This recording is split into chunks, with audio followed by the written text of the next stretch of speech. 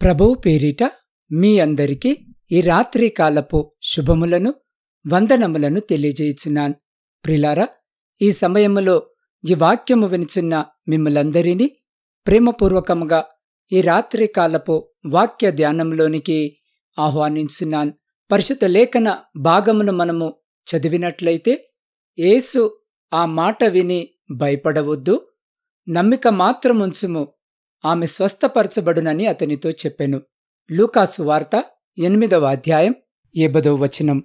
ప్రియ సహోదరి సహోదరులారా, చదవబడిన లేఖన భాగాన్ని మనము పరిశీలన చేసినట్లయితే, సాధారణముగా ఒక వ్యక్తిని అంటరాని వ్యక్తిగా దూరముగా ఉంచితే కొంచెము బాధ అనిపిస్తుంది. కాని అదే వ్యక్తిని తన ప్రమేయము ఏమీ లేకుండా ఇంచుమించు 12 సంవత్సరాలుగా ఆ ఇంటివారు ఆమెకు కలిగిన రోగము వలన ఆమెను దూరముగా ఉంచితే, తనని అపరిశుద్ధమైన దానిగా పాపము చేసిన వ్యక్తిగా చూస్తే ఆ మనిషి పరిస్థితి ఎలా ఉంటుంది?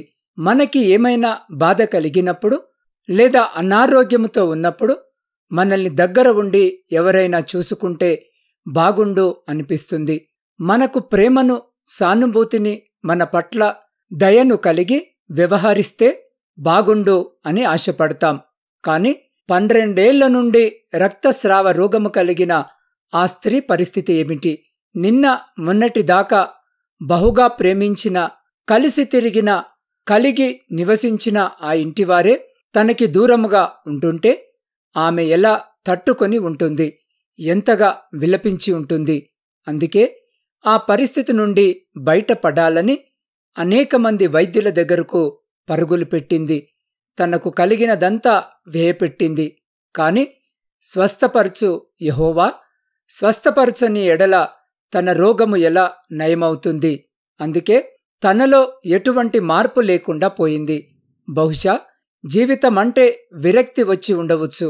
బహుశా ఎవరికి చెప్పుకోలేని కోపము, చికాకు, ఎవరిపైనా చూపించాలో తెలియక అనుభవిస్తున్న బాధకి ఎలా, ఎప్పుడు విముక్తి దొరుకుతుందో తెలియక నిస్సహాయ స్థితిలోకి ఆమె వెళ్ళిపోయి ఉండవచ్చు. ప్రియులారా, అటువంటి సమయంలో ఎలాంటి డబ్బును ఆశించకుండా, ఏమీ కోరుకోకుండా స్వస్థపరచగల పరమ వైద్యుని గురించి విన్నది. కాని కడగా ఉన్న ఆమె నలుగురిలోకి ధైర్యముగా వెళ్ళలేదు కదా. చీపో, నిన్ను ముట్టుకుంటే మేము కూడా అపరిశుద్ధులమవుతాము అని అందరూ చీదరించుకుంటారేమో అనే భయము ఆ పరమ వైద్యుడు ఈమెని చూసి ఏమి చెప్తాడో, ఇప్పుడైనా రోగము నయమవుతుందో కాదో, ఇలాంటి ఆలోచనలతో తాను పడి ఉన్న చోటలోనే ఉండిపోలేదు. అందుకే ఆమె ధైర్యము చేసింది. నేను ఆయన పై వస్త్రము మాత్రము ముట్టితే బాగుపడుదునని తనలో తాను అనుకొని ఆయన వెనుకకు వచ్చి ఆయన వస్త్రపు చెంగును ముట్టెను. ప్రియ సహోదరి సహోదరులారా, 12 సంవత్సరాలుగా నయము కాని రోగము, కళ్ళలో ఇంకిపోని కన్నీరు, సంతోషమెరుగని హృదయము ఒక్కసారిగా స్పందించడం మొదలైంది. కేవలం ఒకే ఒక్క క్షణంలోనే స్వస్థత చేకూరింది. ప్రియ సహోదరి సహోదరుడా, ఒకవేళ ఈ వాక్యము వినుచున్న నీవు కూడా గత కొన్ని సంవత్సరాలుగా, కొన్ని నెలలుగా, కొన్ని రోజులుగా ఎవరికీ చెప్పుకోలేని సమస్యతో బాధపడుతున్నావేమో, నా సమస్యకి పరిష్కారం, నా రోగముకి వైద్యం, నా బాధకి విముక్తి ఇక దొరకదేమో అనే నిరాశలో ఉన్నావేమో, ఒక్కసారి ఆ స్త్రీ వలె ధైర్యము తెచ్చుకో. మనుష్యుల వైపు చూడకు, నిన్ను వెనక్కి లాగేస్తున్న పరిస్థితుల వైపు చూడకు. నీకోసం కలువరి శిలువలో ప్రాణము పెట్టిన యేసయ్యని చూడు. ధైర్యము తెచ్చుకో. ఒక్కసారి ప్రభు పాదాలను విశ్వాసముతో చేరు.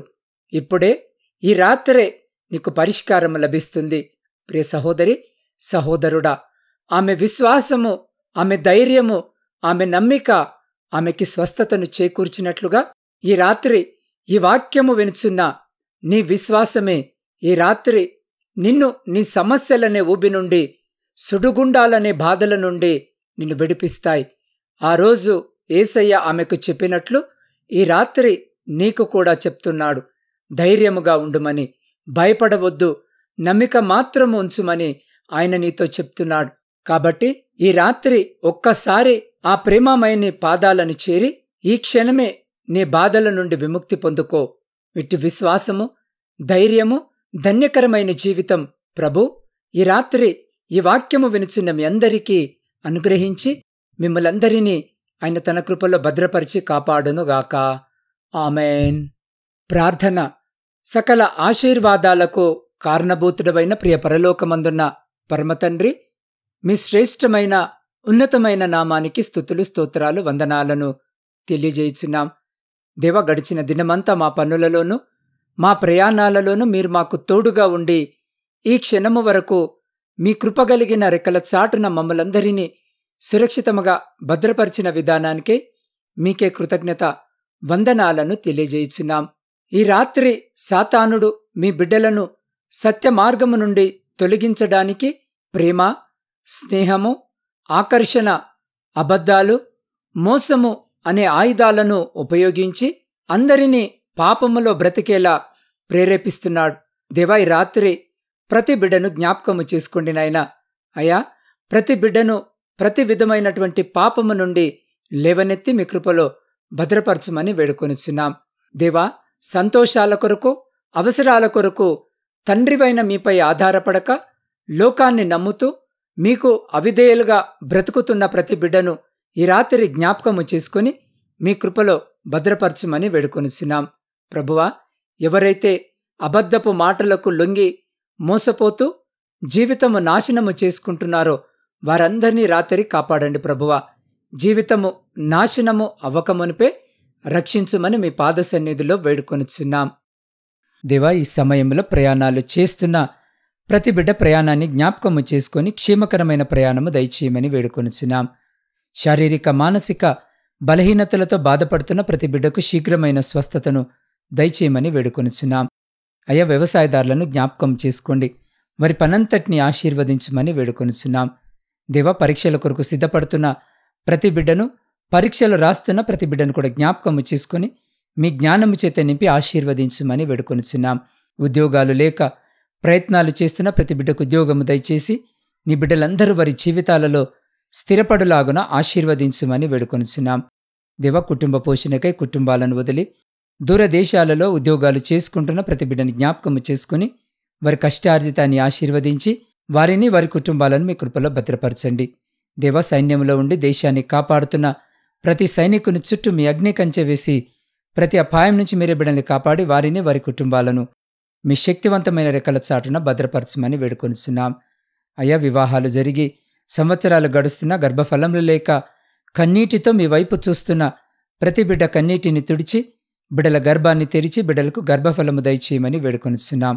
దేవా, ఆర్థిక సమస్యలు, అప్పుల భారముతో మీ వైపు చూస్తున్న ప్రతి బిడ్డ జీవితంలో నుండి ప్రతి ఆర్థిక లేమిని కొట్టివేయమని వేడుకొనిచున్నాం. అయ్యా, వృద్ధుల కొరకును, వితంతుల కొరకును, శ్రమలను అనుభవించిన బిడ్డలందరి కొరకును ప్రార్థిస్తున్నాం. దేవ, రాత్రి బిడ్డలందరినీ జ్ఞాపకము చేసుకోమని వేడుకొనిచున్నాం. నూతన గృహాల కొరకు ఆశ కలిగి మీ వైపు చూస్తున్న ప్రతి బిడ్డ కోరికను తీర్చమని వేడుకొనిచున్నాం. వివాహాల కొరకు సిద్ధపడుతున్న బిడ్డలందరినీ జ్ఞాపకం చేసుకోండి. వివాహాలు జరగక మీ వైపు చూస్తున్న ప్రతి బిడ్డకు కూడా కావలసిన సహాయము దయచేయమని వేడుకొనిచున్నాం. మీ సేవకులను, సేవకురాండ్రను, వారి కుటుంబాలను, వారి పరిచర్య అంతటినీ దీవించి ఆశీర్వదించి బలపరిచి ముందుకు నడిపించమని వేడుకొనిచున్నాం. దేవా, ఈ గాఢంధకారమైన చీకటిలో మేము నిద్రించినగా మా గృహాల చుట్టూను, మా ఆత్మీయుల గృహాల చుట్టూను, మా ఇరుగు పొరుగు వారి గృహాల చుట్టూను మీ రక్షణ కంచెను వేసి ప్రతి బిడ్డను మీ దేవదూతల రెక్కల చాటున భద్రపరిచి ప్రతి అంధకార సంబంధమైనటువంటి శక్తులన్నిటి నుంచి మీరే సంరక్షించి కాపాడి మీ చిత్తమైతే, మీరాకడ ఆలస్యమైతే ఎన్నికలేని మమ్మలను మరొక శ్రేష్టమైన నూతన దినములోనికి ప్రవేశింపజేయమని మా రక్షకుడును మీ ప్రియకుమారుడైన యేసుక్రీస్తు సర్వశక్తి కలిగిన నామమున ప్రార్థించి స్తుతించి అడిగి పొందుకొని ఉన్నాము తండ్రి. ఆమెన్.